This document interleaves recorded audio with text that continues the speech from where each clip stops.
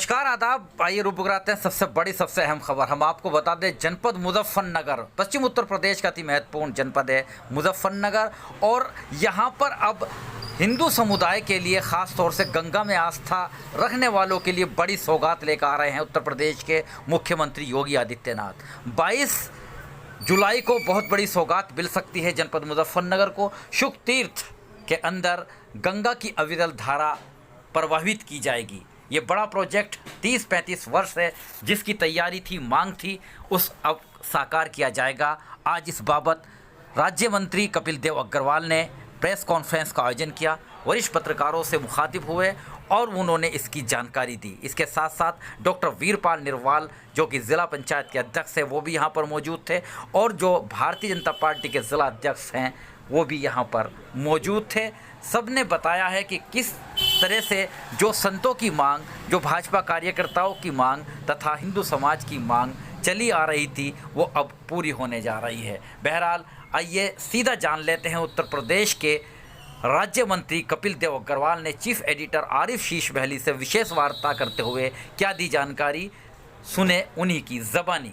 हिंदुस्तान की बात करें तो यहाँ पर गंगा पवित्र नदी, खास तौर से नहर, और हिंदुस्तान के अलावा पूरी दुनिया के अंदर हिंदू समाज के अंदर अगर बात करते हैं तो गंगा का अलग महत्व है।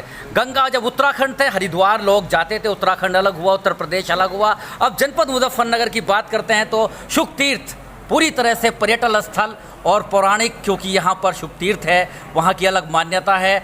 उत्तर प्रदेश के मुख्यमंत्री योगी आदित्यनाथ का भी सपना, और यहाँ के जो मंत्री हैं, चाहे डॉक्टर संजीव बालियान रहे हों, चाहे ख़ासतौर से कपिल देव अग्रवाल जो कि राज्य मंत्री हैं, और साथ साथ आप देख सकते हैं यहाँ पर बैठे हुए हैं डॉक्टर वीरपाल निरवाल। सभी का एक मंशा, सभी का एक सपना कि शुक तीर्थ जो कि 32 से 33 साल से मांग चली आ रही है, वहाँ पर भी गंगा की धारा आए। आइए जान लेते हैं क्या है गंगा धारा के बारे में, अब कितनी सार्थक हो रही है। स्वागत है मंत्री जी आपका। हम जानते हैं कि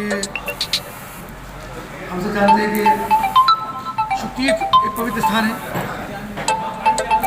सुखदेव जी ने राजा परीक्षित को शुक तीर्थ के अंदर भागवत कथा सुनाई। वो जो वटवृक्ष आज भी विराजमान है, मान्यता है उसी वटवृक्ष की कथा सुनाई गई, और देश भर के सभी भागवत कथा करने वाले संत अपने जीवन में एक बार शुक तीर्थ आकर के भागवत कथा अवश्य करते हैं, तभी उनका जीवन सार्थक होता है। सुखदेव जी के इस आशीर्वाद के बाद गंगा की मुख्य धारा शुक तीर्थ के अंदर भी आए, तो संतों का लंबे समय से प्रयास चल रहा है। हमारे वीरपाल निरवाल जी भोपाल में रहते हैं, बचपन से इस काम में लगे। विधायक बनने के बाद मेरा भी लगातार प्रयास रहा 2016 से लेकर अब तक कि वहाँ पर शुक तीर्थ में गंगा आए। संतों के द्वारा जब भी हम जाते हैं उनके द्वारा चर्चा होती है, पर माननीय मुख्यमंत्री योगी आदित्यनाथ जी से जब इस संबंध में बातचीत हुई, उन्होंने आश्वस्त किया कि शुक तीर्थ में गंगा जल जरूर है। तो आज मैं बहुत प्रसन्नता मुझे कहते हो रही है कि माननीय मुख्यमंत्री जी के द्वारा उसकी आदेश भी कर दिया गया, उसकी स्वीकृति भी हो गई है, और बहुत जल्दी गंगा का जल शुक तीर्थ के अंदर आएगा। शुक तीर्थ में लोग गंगा के पवित्र जल का आचमन करेंगे, आरती करेंगे और उसे करके दामन। तो सर किस तरह से आ रहा था अब तक? अगर यहाँ पर गंगा जल भी आता था तो उसके बारे में आपके शब्दों में जानना चाहूँगा। मुख्यमंत्री योगी आदित्यनाथ जी उसे घोषणा करेंगे, इस वक्त हमसे बड़े हैं, हमारे नेता हैं, तो वही घोषणा करेंगे तो अच्छा रहेगा, और स्वीकृति होगी। स्वीकृति के बाद ही मैं अधिकतर 2 साल से प्रेस की बातचीत कर रहा हूँ।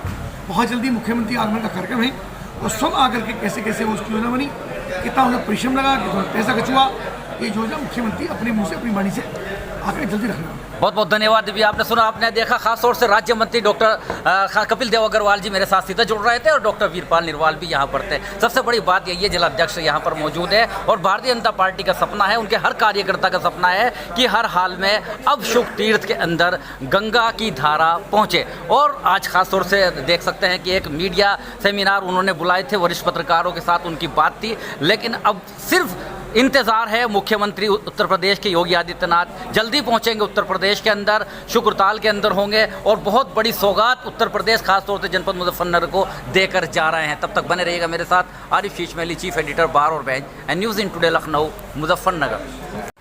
इसके अलावा आइए मैं रूबरू कराता हूँ आपको ज़ीरो ग्राउंड से डॉक्टर वीरपाल निरवाल जो कि ज़िला पंचायत के अध्यक्ष हैं और इसकी पृष्ठभूमि से पूरी वाकिफ़त रखते हैं। सुने चीफ एडिटर आरिफ शीश बहली से विशेष वार्ता करते हुए क्या दी उन्होंने जानकारी, सुने उन्हीं की ज़बानी। अभी आपको दिखा रहा था, उत्तर प्रदेश के राज्य मंत्री कपिल देव अग्रवाल ने बताया है कि 22 तारीख को बड़ी सौगात मिल रही है जनपद मुजफ्फरनगर को, लेकिन उस शख्सियत से मैं आपको मिलवाऊंगा जिसको इसकी पृष्ठभूमि को मालूम है, क्योंकि उन्होंने वहां पर अपना जीवन व्यतीत किया है। डॉक्टर वीरपाल निरवाल भोपाल से ताल्लुक रखते हैं, जिले के जिला पंचायत अध्यक्ष हैं और काफ़ी दिनों से वो भी प्रयासरत थे कि किस प्रकार गंगा की अविरल धारा पहुंचे शुभ तीर्थ में। आइए मेरे साथ सीधा जुड़ेंगे डॉक्टर वीरपाल निरवाल जी। स्वागत है सर आपका।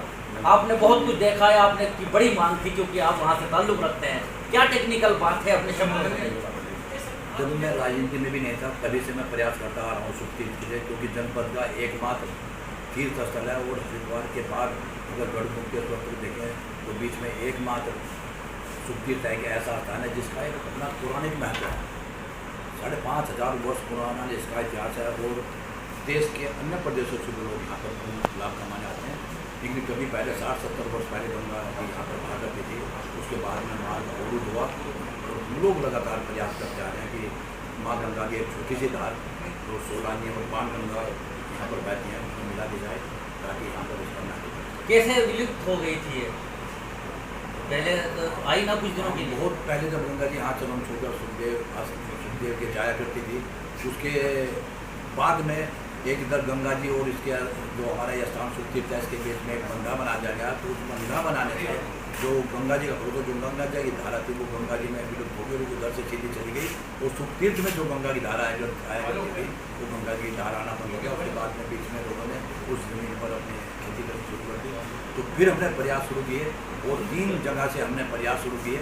उन 3 जगह में से एक जगह का प्रयास हमारा कहीं का सफल हुआ जिसके अब वो सार्थक होगा, वो बिल्कुल सार्थक है। 365 यानी वर्ष भर में अभी हम 2 हमारे मेले लगते हैं, उन मेलों में हम गंगा जल यहाँ पर 4 या 5 दिन के लिए अपने अनुरोध करते हैं उत्तरांचल सरकार से, तो वो उसमें जल छोड़ते हैं। लेकिन अब लगातार 365 दिन उसकी मात्रा भी तय होगी, 180 से लेकर 200 क्यूसेक पैनी लगातार इसमें चलता रहेगा ताकि माँ गंगा का अस्तित्व बना रहे। और जो सोलानी और बाण गंगा है काफ़ी जल इसमें है, यानी हम अगर उसको संज्ञा दें तो पानी की संज्ञा देंगे, लेकिन जब गंगा का जल मिलेगा तो फिर वो पूरी माँ गंगा बनेगी और त्रिवेणी यहाँ पर हो जाएगी। संगम अभी है, फिर तीनों का संगम यहाँ पर होगा और वो तीनों का संगम जैसे इलाहाबाद में हम बोलते हैं त्रिवेणी, ऐसे हमारे शुभ तीर्थ में भी त्रिवेणी।